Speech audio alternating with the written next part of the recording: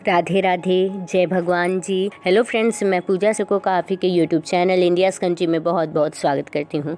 Video में आगे बढ़ने से पहले आप लोगों से रिक्वेस्ट है कि प्लीज़ मेरे चैनल को सब्सक्राइब करें और बेल आइकन पर क्लिक करें ताकि आपको मेरे आने वाले वीडियोज़ के नोटिफिकेशन सबसे पहले मिले और साथ ही वीडियो को लाइक करें, शेयर करें। सती दक्ष की सभी पुत्रियों में सबसे अलौकिक थीं। सती ने बाल्यावस्था में ही कई ऐसे अलौकिक आश्चर्यचकित करने वाले कार्य कर दिखाए हैं जिन्हें देखकर स्वयं दक्ष को भी विस्मय होता था।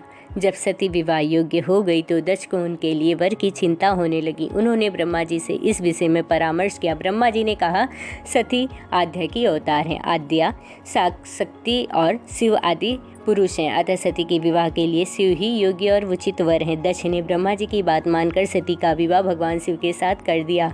सती कैलाश में जाकर भगवान शिव के साथ रहने लगी। भगवान शिव के दक्ष के दामाद थे, किंतु किसी वजह से दक्ष के हृदय में भगवान शिव के प्रति बैर और विरोध भाव पैदा हो गया। एक बार देवलोक में ब्रह्मा जी ने धर्म के निरूपण के लिए एक सभा का आयोजन किया। सभी बड़े बड़े देवता सभा में एकत्रित हुए। भगवान शिव भी इस सभा में बैठे थे। सभी सभा मंडल में दक्ष का आगमन हुआ। दक्ष के आगमन पर सभी देवता उठकर खड़े हो गए, पर भगवान शिव खड़े नहीं हुए। उन्होंने दक्ष को प्रणाम भी नहीं किया। फलतः दक्ष ने अपमान का अनुभव किया। केवल यही नहीं, उनके हृदय में भगवान शिव के प्रति ईर्ष्या की आग जल उठी। वे उनसे बदला लेने के लिए समय और अवसर की प्रतीक्षा करने लगी। एक बार सती और शिव कैलाश पर्वत पर बैठे हुए परामर्श वार्तालाप कर रहे थे। उसी समय आकाश मार्ग से कई विमान कन खल की ओर जाते दिखाई पड़े। सती ने उन विमानों को देखकर भगवान शिव से पूछा, प्रभु ये सभी विमान किसकी और कहाँ जा रहे हैं? भगवान शंकर ने उत्तर दिया, आपके पिता ने बड़े यज्ञ का आयोजन किया है। समस्त देवता और देवांगनाएं इन विमानों में बैठकर उसी यज्ञ में सम्मिलित होने के लिए जा रहे हैं। इस पर सती ने दूसरा प्रश्न किया, क्या मेरे पिता ने आपको यज्ञ में सम्मिलित होने के लिए नहीं कहा? भगवान शंकर ने उत्तर दिया, आपके पिता मुझसे बैर रखते हैं, फिर वे मुझे क्यों बुलाएंगे? सती मन ही मन सोचने लगी कि फिर बोली, यज्ञ के इस अवसर पर अवश्य मेरी सभी बहनें आई होंगी। उनसे मिले हुए बहुत दिन हो गए हैं। यदि आपकी अनुमति हो तो मैं अपने पिता के घर जाना चाहती हूँ। यज्ञ में सम्मिलित हो लूँगी और बहनों से भी मिलने का सुअवसर प्राप्त हो जाएगा। भगवान शिव ने उत्तर दिया, इस समय वहाँ जाना उचित नहीं होगा। आपके पिता मुझसे बैर रखते हैं। हो सकता है वे आपका भी अपमान करें। बिना बुलाए किसी के घर जाना उचित नहीं होता। इस पर सती ने प्रश्न किया, ऐसा क्यों? भगवान शिव ने उत्तर दिया, विवाहिता लड़की को बिना बुलाए पिता के घर नहीं जाना चाहिए, क्योंकि विवाह हो जाने पर लड़की अपने पति की हो जाती है। पिता के घर से उसका संबंध टूट जाता है। लेकिन सती पीहर जाने के लिए हट करती रही, अपनी बात बार बार दोहराती रही। उनकी इच्छा देकर भगवान शिव ने पीहर जाने की अनुमति दे दी। उनके साथ अपना एक गण भी साथ में भेज दिया। उस गण का नाम वीरभद्र था। सती वीरभद्र के साथ अपने पिता के घर गईं। दक्ष ने उन्हें देखकर कहा, तुम क्या यहाँ मेरा अपमान कराने आई हो? अपनी बहनों को तो देखो, वे किस प्रकार भांति भांति के अलंकारों और सुंदर वस्त्रों से सुसज्जित हैं। तुम्हारे शरीर पर मात्र बाघंबर है। तुम्हारा पति शमशान वासी और भूतों का नायक है। वह तुम्हें बाघंबर छोड़कर और पहना ही क्या सकता है? दक्ष के कथन से सती के हृदय में पश्चाताप का सागर उमड़ पड़ा। वो सोचने लगी, उन्होंने यहाँ आकर अच्छा नहीं किया। भगवान ठीक ही कह रहे थे, बिना बुलाए पिता के घर भी नहीं जाना चाहिए।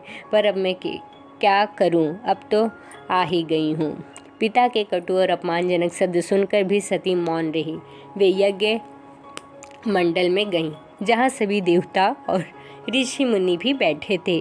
तभी यज्ञ कुंड में धू धू करती जलती हुई अग्नि में आहुतियाँ डाली जा रही थी। सती ने यज्ञ मंडप में सभी देवताओं के तो भाग देखे, किंतु भगवान शिव का भाग नहीं देखा। वे भगवान शिव का भाग न देखकर अपने पिता से बोली, पितृश्रेष्ठ, यज्ञ में तो सबके भाग दिखाई पड़ रहे हैं, किंतु कैलाशपति का भाग नहीं है।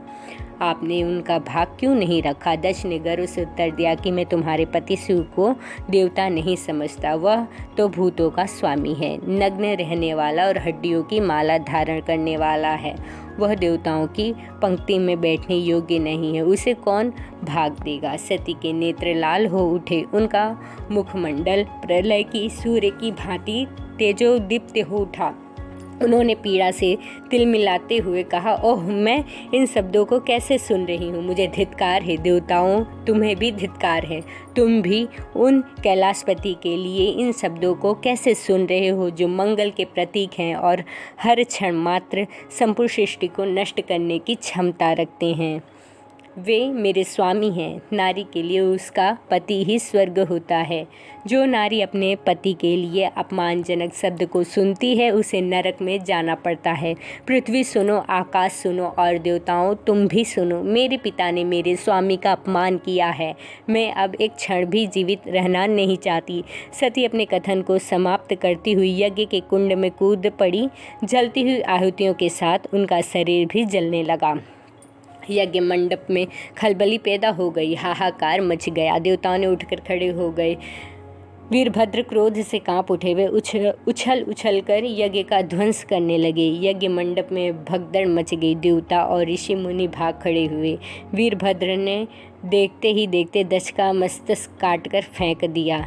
समाचार भगवान शिव के कानों में भी पड़ा। वे प्रचंड आंधी की भांति कनखल जा पहुँचे। सती के जले हुए शरीर को देखकर भगवान शिव ने अपने आप को भूल गए। सती के प्रेम और उनकी भक्ति ने शंकर के मन को व्याकुल कर दिया। उन शंकर के मन को व्याकुल कर दिया जिन्होंने काम पर भी विजय प्राप्त किया और जो सारी सृष्टि को नष्ट करने की क्षमता रखते थे। वे सती के प्रेम में खो गए, बेसुध हो गए। भगवान शिव ने उन्मत्त की भांति सती के जले हुए शरीर को कंधे पर रख लिया। वे सभी दिशाओं में भ्रमण करने लगे। शिव और सती के इस अलौकिक प्रेम को देखकर पृथ्वी रुक गई, हवा रुक गई, जल का प्रवाह ठहर गया और रुक गई देवताओं की सांसें। सृष्टि व्याकुल हो उठी। सृष्टि के प्राणी पुकारने लगे, त्राहि माम त्राहि माम। भयानक संकट उपस्थित देखकर सृष्टि के पालक भगवान विष्णु आगे बढ़े। वे भगवान शिव की बेसुधी में अपने चक्र से सती के एक एक अंग को काट काट कर गिराने लगे। धरती पर 51 स्थानों पर सती के अंग कट कट कर गिरे। जब सती के सारे अंग कट कर गिर गए तो भगवान शिव पुनः अपने आप में आए। जब वे अपने आप में आए तो पुनः सृष्टि के सारे कार्य चलने लगे। धरती पर जिन 51 स्थानों में सती के अंग कट कट कर गिरे थे वे ही स्थान आज शक्तिपीठ माने जाते हैं। आज भी उन स्थानों में सती का पूजन होता है, उपासना होती है। धन्य था शिव और सती का प्रेम। शिव और सती के प्रेम ने उन्हें अमर और वंदनीय बना दिया। पार्वती के रूप में दोबारा जन्म हुआ सती का। बाद में सती के विरह में शंकर जी के दयनीय दशा हो गई। वे हर पल सती का ही ध्यान करते रहते और उन्हीं की चर्चा में व्यस्त रहते। उधर सती ने भी शरीर का त्याग करते समय संकल्प किया था कि मैं राजा हिमालय के यहाँ जन्म लेकर शंकर जी की अर्धांगिनी बनूंगी।